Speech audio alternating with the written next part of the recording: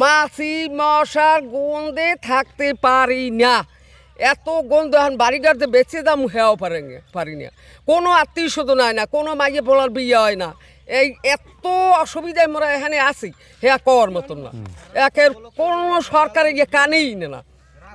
সরকার চাই মোরা সব বেঁচে দেয় হেরে এখানে মরে হালাক ডাকলামও কি এখন টেরা কাটকামু দুয়ার দ্বারে বইয়া একাল ব্যক্তিতে মিলে টেরা কাটকাই না কয়েকটা তাহলে বুঝবে না সরকারের কানে পানি দিবে না।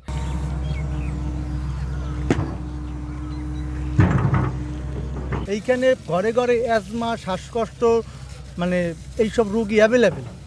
মানে দেখেন ওই যে আমার ঘর ওই দক্ষিণ পাশের কোনো দরজা জানলা আমরা খুলতে পারি না আজকে 20 বছর।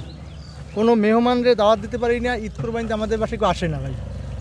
একটা ভালো জায়গায় একটা সম্বন্ধ এই জায়গার ছেলেমেয়েদের তা হয় না ভাই, কারণ জায়গার নাম ময়লা খোলা। এই দুপুর 2টা পর্যন্ত, রাত্রে 10টা থেকে দুপুর 2টা পর্যন্ত রাস্তায় ময়লা থাকবে।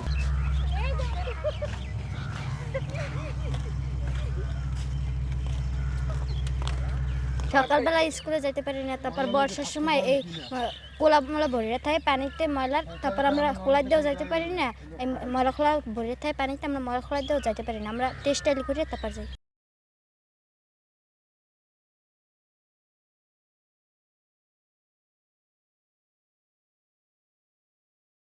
আমাদের অনেক সমস্যা হয়, মানে রাস্তার ভিতরে পানি জমে থাকে, ওইয়ের ভিতরে দিয়ে পাড়াই যাওয়া যায় না। এবং মেডিকেলের যে সুই, সেই সুইগুলো থাকে, যদি পাড়া দেয় তাহলে পার ভিতরে সুচ ফোটে এবং ময়লায় রাস্তা ব্লক হয়ে থাকে। এই জন্য আমরা হাঁটতে পারি না। ভাত খাইতে বসলে মশা মাছি এগুলো ভাত তরকারির উপরে বসে থাকে এসে। ময়লাও সরানো হয় না, রাস্তা দিয়ে নামাই যায় না। এখন তো একটু ফাঁক হয়েছে, হ্যাঁ এখন আউন যায় কষ্ট হয়। সরকার যদি এটা সরাই এলাইতে তাই তো একটু উপকার হইতে।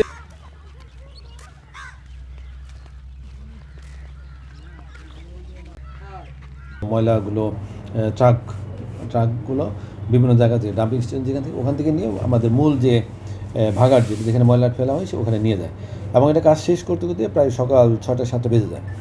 এই সময়ের ভিতরে তারা যে আপনি যে বলেন আর কি রাস্তার উপরে ফেলে দেয়, অর্থাৎ ওখানে সাথে একটা রাস্তা আছে, রাস্তার পাশে আর কি মানে আশপাশের লোকজন আছে। এই বর্জ্য ব্যবস্থাপনা উন্নত করার জন্য আমরা মিনির সাথে যোগাযোগ করতেছি এবং একই সাথে আমরা দু একটা প্রতিষ্ঠান যারা এই বিষয়ে কাজ করে, বিভিন্ন দেশি বিদেশি প্রতিষ্ঠান, তাদের সাথে আমরা যোগাযোগ করতেছি যেন এই বর্জ্য ব্যবস্থাপনা আধুনিক করা, অর্থাৎ যেখানে বর্জ্য ব্যবস্থাপনা হবে, অর্থাৎ ময়লাগুলো ফেলা হবে, এটা নিষ্পত্তি করা হবে, পোড়ানো হবে, বিভিন্ন সিস্টেম করা হবে এবং পরিবেশের জন্য কোনো ক্ষতি হবে না। এই ধরনের অত্যাধুনিক যে সিস্টেমগুলো আছে, আমরা বিভিন্ন কনসাল্ট যারা আছে তাদের সাথে আমরা যোগাযোগ করছি এবং তারা আমাদের এরকম উপস্থাপন করলে আমরা সেই ভিত্তিতে আমরা মিনিস্ট্রি লিখব এবং মিনিস্ট্রির সাথে আমাদের যোগাযোগ হয়েছে।